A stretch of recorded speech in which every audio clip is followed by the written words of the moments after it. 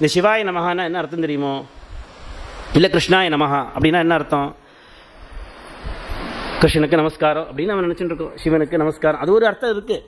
என்ன அர்த்தம்னா, நம்ம அந்த சமயத்தில் அந்த தெய்வத்தை குறித்து என்ன காரியம் செய்கிறோமோ, அது நமஸ்காரமாக இருந்தாலும் சரி, சாப்பாடாக இருந்தாலும் சரி, இல்லை புஷ்பத்தை தூக்கி போட்டாலும் சரி, தண்ணியை விட்டு அபிஷேகம் பண்ணாலும் சரி, இல்லை அர்ச்சனை பண்ணாலும் சரி, கிருஷ்ணாய இந்த பூவை போடுறேன், நான் சாப்பிட்றேன், கிருஷ்ணாய சிவாய, அப்புறம் ந மகா, ந மகாவை பிரிச்சுடணும். ந மகா, மகா மகாங்கனாக்க இந்த நான் இந்த சரீரத்துக்கு கிடையாது, என்னுடையது கிடையாது, எனக்கு கிடையாது, இது கிருஷ்ணனின் பொருட்டு. இப்போ கிருஷ்ணார்ப்பணம்னு சொன்னால், இப்போ இந்த விபூதி இருக்குது, கிருஷ்ணார்ப்பணம், கிருஷ்ணனுக்கு அர்ப்பணம் ஆகிடுது, அவ்வளோதான்.